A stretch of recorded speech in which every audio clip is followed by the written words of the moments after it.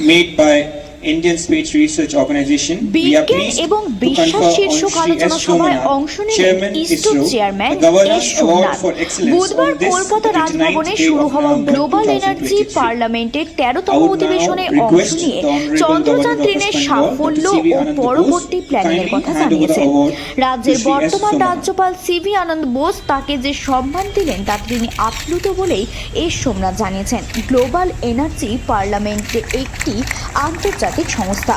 2010 সালে প্রতিষ্ঠার পর থেকে জিইপি যুক্তরাষ্ট্র, France, Germany, Spain, Switzerland, Thailand এবং শ্রীলঙ্কা সহ বিভিন্ন দেশে আন্তর্জাতিক সেশন পরিচালনা করেছে।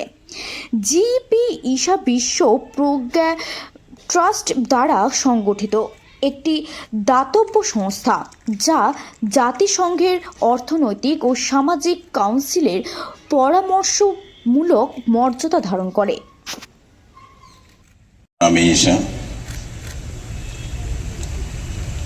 India's proud scientific captain, ISRO Chairman Sri Somanath, honorable members of the Global Energy Parliament, distinguished delegates. It was Dr. M. S. Swaminathan said, from the days of Green Revolution, we should come to the days of Evergreen Revolution. In all these fundamental changes that are going to take place in transformational India, we see ISRO as a leader, the flag bearer of India's progress. Yes, through science and technology, we have our future. The goal is far. The road is long, but the march is on. And with distinguished scientists like Somanath in the chair, I am sure India will be able to transform itself.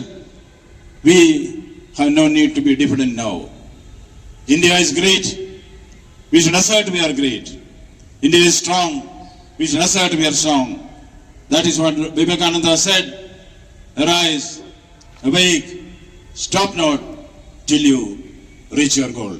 Yes, we take this vow. Arise, awake, and stop not till you reach your goal. Thank you very much. Most Honorable Governor, Dr. C.V. Anand Bose, most respected Swami Shah, all the distinguished members of Global Energy Parliament and invited guests. It's really an honor to receive this award in the name of the organization which I represent, ISRO. And thank you so much for selecting us, honoring me personally at the Raj Bhavan. It made my life really one more beautiful moment in my life that I will cherish forever. Thank you for giving me this opportunity. The Global Energy Parliament, as I understand, stands for the sustainable development of the whole of the world. Looking at energy as one of the element that transition us towards a more equitable living and sustainable future. We people in space technology are well known for supporting this cause through various means.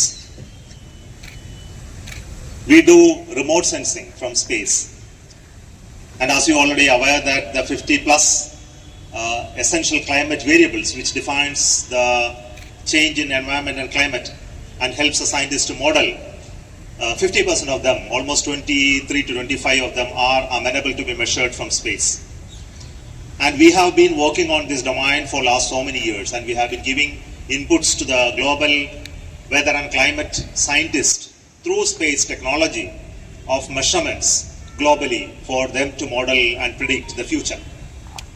I think all of you know that the rate at which the warming of the earth happening is more evidenced by such measurements, and the mathematical models that are created out of such measurements in the last so many years. And the whole of the scientific community in the world are depending upon data which are shared across freely globally. And we in India, in ISRO, we also partner with this movement. Specifically, I would like to tell you that our spacecrafts called INSATs have been supporting this cause for many, many long years, looking at the temperature distribution, the aerosol content in the atmosphere, the water vapor content, the cloud cover, the rain, the cyclones, all of this we do measurements in a very great manner. And we also need to work on various other technology fronts. For example, medical healthcare, the vaccine that we have brought out, and in the future we will have to work on medical care as very one important research domain that we need to focus our attention on. There are many other areas, including agriculture, energy, greener energy movement, and so many other areas, which is not the topic of my discussion today. Today I would like to take this award as a great honor for the work we did in ISRO, not only for Chandrayaan-3 successful landing, but for all that is going to come in the future. The Aditya L1 is on its way to reach the L1 point, and we have also launched the Gaganyaan program with its successful demonstration of abort mission. Sending a man to space and bring him back safely, or a woman also to space and bring her back safely, is another great goal that we have put in front of us. Our Honorable Prime Minister has given a vision for the Amrit Kal. It is like this, that we need to land on the moon by 2040. An Indian must be there on the moon. It's not a small thing to happen for a country like India. It's something great journey that need to be traveled over the next few years. We also want to make sure that we have our own space station to continue research on top-end technology and especially the domain of medical and drug discovery, healthcare, material research, etc. And we need to continue our exploration missions to Moon and Mars and other planets in long periods of time. And all this we have to do at extremely low cost, which is very frugal and the nature of Indian scientific and technological strength. And I am very excited to stand here to talk about all of this, but the time don't allow me to do that.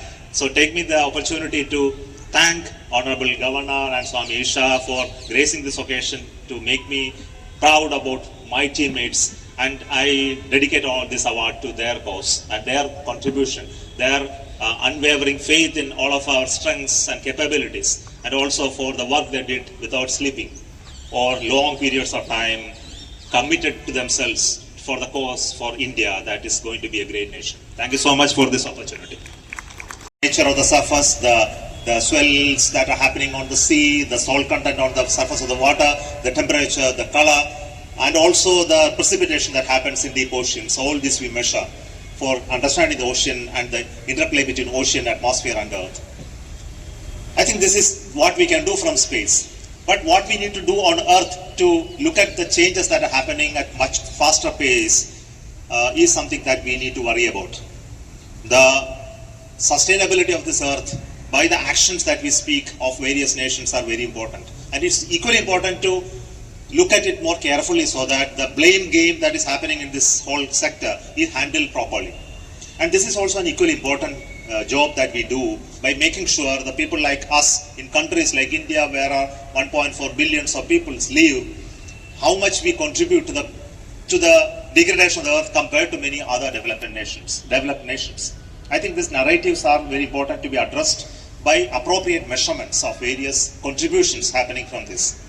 As already been told in the beginning, the fight for survival, the fight for the sustainability is a complex issue.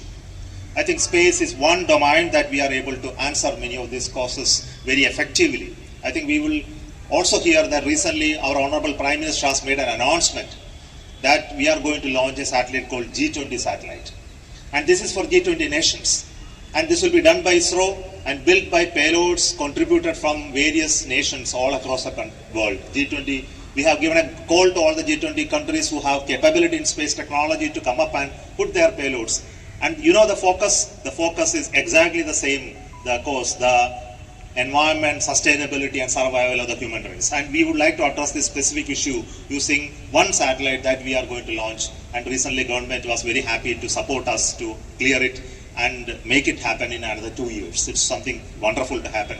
How to build a satellite for the whole world. And we are again demonstrating the motto that we have put today in the Global Energy Parliament discussion. Today I know that I have been honored for the stellar achievements of this organization, which is very iconic today. After landing on the moon, Chandrayaan-3, we made a big difference to the whole nation and the whole of all the Indians to believe in themselves. I think this is something that is very important.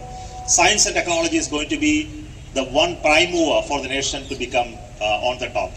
Unless we work on this domain very carefully, inculcate that whole of this idea of moving to a scientifically technology-oriented society in the future, we have no future.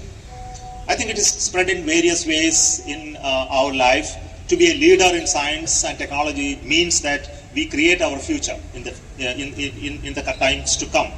For advanced nation, if you very carefully look at it, they built upon their strength in economy, power, capability to influence the world, primarily on the basis of technological prowess in various fields. It may not be proper for us to do everything in every domain, but at least on some domains that we can excel is something that we need to work on. Space technology and advanced technologies in this nature are very important to showcase our strength and create the manpower in this domain over long periods of time. The actions by the government in terms of opening up the space sector is something really wonderful, and you can see the effect in the last 2 years, how new companies and startups have come up in space sector willing to create the rockets and satellites and applications that never happened before. It's something very wonderful. First module of the space station by 2028 and build it over a period of time and reach the completion by 2035. What about Aditya lander? Aditya is not a lander. Aditya is a satellite which goes to the Lagrangian point L1.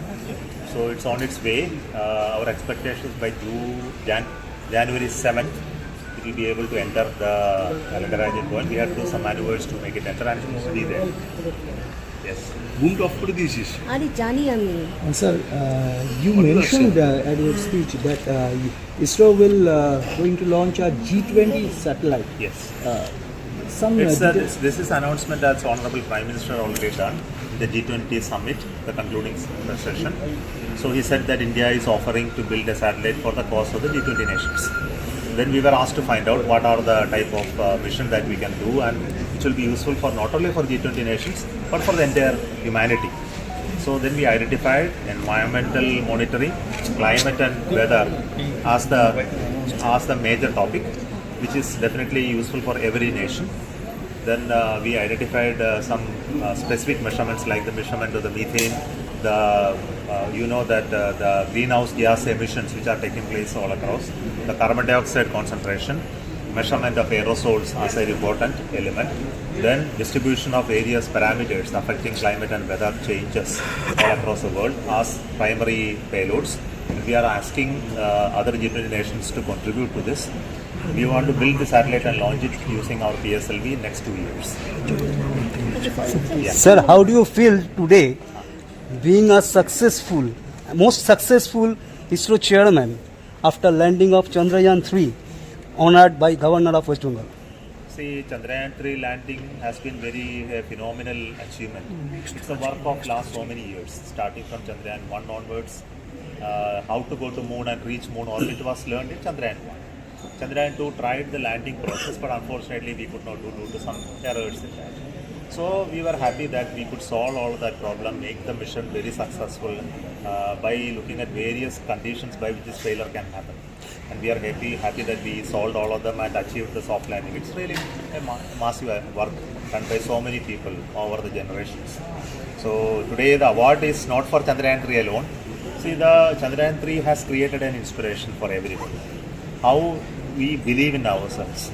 We are the fourth nation to land on the moon, any craft, and very first nation to land on the southern part of it. Southern part is very difficult. Nobody has ever gone there. So all this really shows that Indian engineering skill, scientific skill is actually very high, and we have not depended on anybody to build this craft and the mission planning, etc. Of course, we consult technically, but the whole creation is our own. So what the message comes is, let us believe in ourselves. What is your immediate target? Many are there, so it's not one target. Our primary target is Gaganyaan, send an Indian to space and bring them back safely. So that's a primary, immediate. If you look at the big ticket work. Yes. Thank you. Thank you.